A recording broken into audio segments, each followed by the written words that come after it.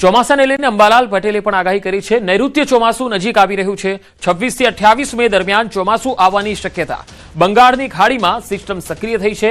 દરિયામાં સિસ્ટમના કારણે ચોમાસું રોકાયું છે। ટૂંક સમયમાં કેરળ પહોંચી જશે ચોમાસું।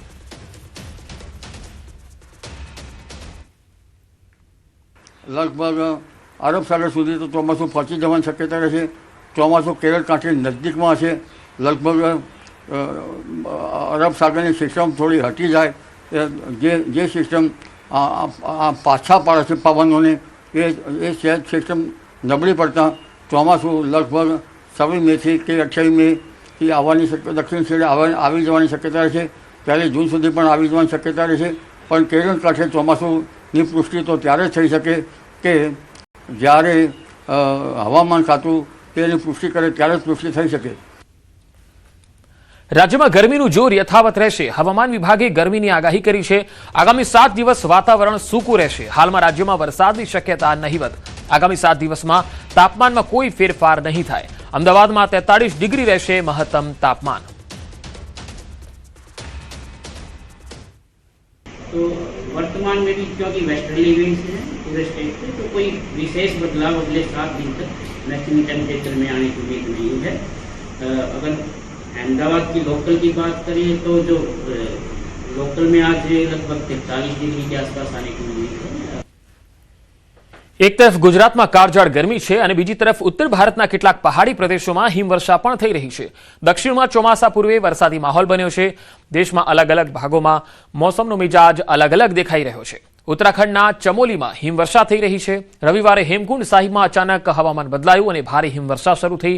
જો કે થોડા સમય માટે જ બરફ પડ્યો હતો, પરંતુ પછી હવામાન સાફ થઈ ગયું। 15,200 ફૂટની ઊંચાઈ પર સ્થિત હેમકુંડ સાહિબમાં હવામાન બદલાતાની સાથે જ બરફ વર્ષાનો અનુભવ થાય છે। આ દરમિયાન મોટી સંખ્યામાં શ્રદ્ધાળુઓ હેમકુંડ સાહિબ પણ આવી રહ્યા છે। આ વિશિષ્ટ ફોટો હેમકુંડ સાહિબનો છે, જ્યાં બદલાતા હવામાનને કારણે બરફ વર્ષા થઈ રહી છે।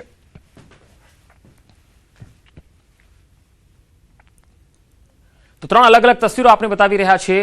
ઉત્તરના પર્વતીય પ્રદેશોમાં તમે જોઈ શકો છો કે હિમવર્ષા થઈ રહી છે, બરફ પડી રહ્યો છે, કાતિલ ઠંડી છે અને વચ્ચેની તસવીર આપ જોઈ રહ્યા છો જ્યાં આકરી ગરમી, એટલે કે પશ્ચિમના જે રાજ્યો છે ત્યાં આકરી ગરમી પડી રહી છે, જેમાં ગુજરાત છે, મહારાષ્ટ્ર છે, મધ્યપ્રદેશ છે, રાજસ્થાન છે। આ તમામ જે રાજ્યો છે એમાં આકરી ગરમી છે। 44 થી લઈને 45 ડિગ્રીની આસપાસ લોકો ગરમીનો અનુભવ કરી રહ્યા છે। દક્ષિણના રાજ્યોમાં મોસમનો મિજાજ બદલાયો છે અને ચોમાસા પહેલાનો વરસાદ અહીંયા શરૂ થયો છે, એટલે કેટલાય દક્ષિણના રાજ્યોની અંદર હવામાન પલટાતા વાતાવરણમાં ઠંડક પણ ફેલાઈ છે। અને હવે એક અપડેટ આવી રહી છે શેર માર્કેટથી। ભારતીય શેર બજારમાં ઉછાળો જોવા મળ્યો। સેન્સેક્સમાં 700 થી વધુ પોઈન્ટ ઉછાળો આવ્યો છે। નિફ્ટીમાં 200 થી વધુ પોઈન્ટનો ઉછાળો જોવા મળ્યો છે। બેંક નિફ્ટી 800 પોઈન્ટથી વધુ પ્લસ થયા છે। તો આ એક મહત્વપૂર્ણ ખબર, ભારતીય શેર માર્કેટમાં ઉછાળાના અહેવાલ આવી રહ્યા છે। સેન્સેક્સ ખુલતા જ 700 થી વધુ પોઈન્ટનો ઉછાળો જોવા મળ્યો છે, જ્યારે નિફ્ટીની વાત કરીએ તો નિફ્ટીમાં પણ 800 પોઈન્ટ એટલે 200 પોઈન્ટનો ઉછાળો જોવા મળ્યો છે, જ્યારે બેંક નિફ્ટી 800 પોઈન્ટથી વધુ પ્લસ થયા છે। હાલમાં માર્કેટમાં સેન્સેક્સ 75,415 પર કારોબાર કરી રહ્યો છે, જ્યારે નિફ્ટી 23,947 આસપાસ કારોબાર કરી રહ્યો છે। હાલમાં સેન્સેક્સમાં 230 પોઈન્ટના ઉછાળા સાથે કારોબાર થઈ રહ્યો છે, જ્યારે નિફ્ટીમાં 228 પોઈન્ટના વધારા સાથે કારોબાર થઈ રહ્યો છે। સૌથી વધારે જે ગેઇન કરનારા જે સ્ટોક્સ છે તેમાં આઈઝર મોટર્સ છે, ટાટા મોટર્સ છે, બીપીસીએલ છે, ટોરેન્ટ ફાર્મા છે, આઈઓસીએલ છે। આ તમામ જે સ્ટોક છે એ લાર્જ કેપના સૌથી સારા ગેઇન કરી રહ્યા છે।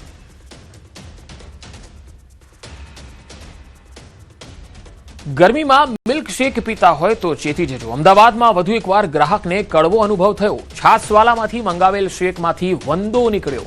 પોલિટેકનિક 4 રસ્તા પાસેની છાસવાલા બ્રાન્ચના શેકમાં વંદો નીકળ્યો છે। આ દાવો થયો છે ગ્રાહક તરફથી।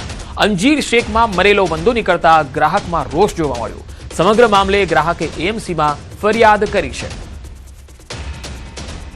તો અંજીર શેક ગ્રાહકે મંગાવ્યો હતો અને તેમાં મરેલો વંદો નીકળ્યો। ઘણા લોકો ગરમીમાં મિલ્કશેક પીતા હોય છે, ત્યારે અલગ અલગ જગ્યાએ અલગ અલગ પ્રકારના મિલ્કશેક બજારમાં ઉપલબ્ધ હોય છે, ત્યારે આ છાસવાલાનું આ બ્રાન્ચ જ્યાં પોલિટેકનિક 4 રસ્તા પાસે આવેલી છે આ બ્રાન્ચ, અને ત્યાંથી અંજીર મિલ્કશેક મંગાવ્યો અને એમાં આ મરેલો વંદો નીકળતા ગ્રાહકની અંદર રોષ જોવા મળ્યો। ગ્રાહકે એએમસીમાં ફરિયાદ પણ કરી છે, કારણ કે આ પ્રકારના જે મિલ્કશેક હોય છે ખૂબ મોંઘા મળતા હોય છે। ક્વોલિટીને નામે અહીંયા પૈસા પણ વધારે લેવાતા હોય છે અને પછી આ પ્રકારે વંદો પીરસવામાં આવે છે। અમદાવાદના જમાદારના પુત્રએ વડોદરામાં આવી અને અછોડો તોડ્યો. પેટ ડોગ લઈને ચાલવા નીકળેલી મહિલાને એડ્રેસ પૂછવાના બહાને ઊભી રાખી, સરનામું પૂછવાના બહાને તેમની પાસે આવીને ગળામાંથી સોનાનો અછોડો આંચકી લીધો. વાહન નંબરના આધારે પોલીસ અછોડા તોડ સુધી પહોંચી. આરોપી તુષાર ઉર્ફે કાવો લક્ષ્મણભાઈ પરમારની ધરપકડ કરાઈ છે. આરોપી પાસેથી 1.18 લાખની ચેન, મોબાઈલ ફોન મળીને કુલ 1.23 લાખનો મુદ્દામાલ જપ્ત થયો છે. આરોપી તુષારના પિતા અમદાવાદ ગ્રામ્ય પોલીસમાં એએસઆઈ તરીકે ફરજ બજાવે છે. વ્યાજના ચક્કરમાં ફસાયેલ તુષારે ગુનાખોરીનો રસ્તો અપનાવ્યો છે. તો પોલીસ જવાનનો આ પુત્ર ગુનાખોરીના રવાડે ચડી ગયો.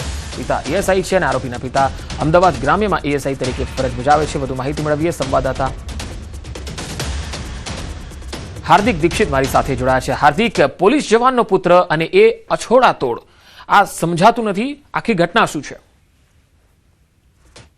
પંકજ, વડોદરા શહેરમાં એક અછોડા તોડ જે છે તેને તરખાટ મચાવ્યો હતો અને ગુરવા પોલીસ સ્ટેશનની હદમાં જે છે તે એક મહિલા પોતાના પેટ ડોગને લઈને મોર્નિંગ વોક પર નીકળી હતી.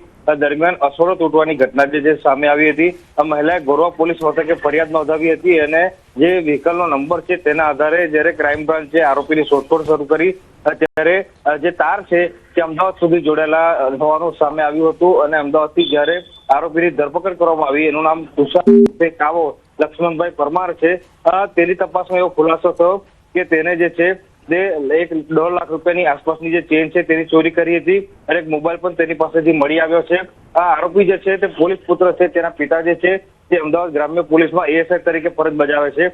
તુષારની જો વાત કરવામાં આવે તો તે ડ્રાઇવિંગનું કામ કરતો હતો અને જ્યારે તે કાર લઈને વડોદરા આવ્યો હતો ત્યારે તેને એ વિસ્તારની રેકી કરી હતી અને વિસ્તાર સુમસાન જણાતા તેને મહિલાનો અછોડો તોડવાનો સાહસ જે છે તે કર્યું હતું. આ તુષાર જે છે તે વ્યાજના ચક્કરમાં ફસાયેલો હતો અને લોકોને વ્યાજ ચૂકવવાના ચક્કરમાં તેને જે છે તે ગુનાખોરીનો રસ્તો જે છે તે અપનાવ્યો છે. ત્યારે વડોદરા શહેરમાં હજી તેને કેટલા ગુનાઓને અંજામ આપ્યો છે, કેટલા અછોડા તોડ્યા છે, તેની સાથે કોઈ સામેલ છે કે કેમ, એ તમામ પાસાઓની ચકાસણી જે છે તે ક્રાઇમ બ્રાન્ચ દ્વારા કરવામાં આવી રહી છે. જી હાર્દિક, આભાર માહિતી આપવા માટે.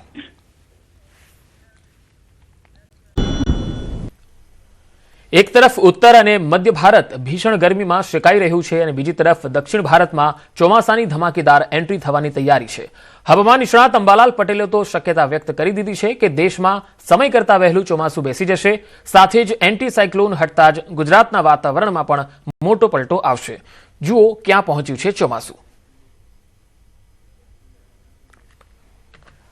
48 થી 72 કલાકમાં દેશમાં ચોમાસું દસ્તક દઈ શકે છે. આ વર્ષે વહેલું ચોમાસું બેસશે.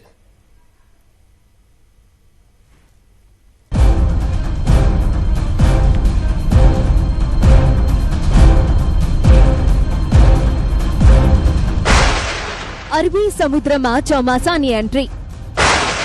કેરળની ખૂબ જ નજીક પહોંચ્યું ચોમાસું. કોઈ પણ સમયે દેશમાં ચોમાસું દેશે દસ્તક. હાલમાં દેશ બે તીવ્ર હવામાન પરિસ્થિતિઓનો સામનો કરી રહ્યો છે.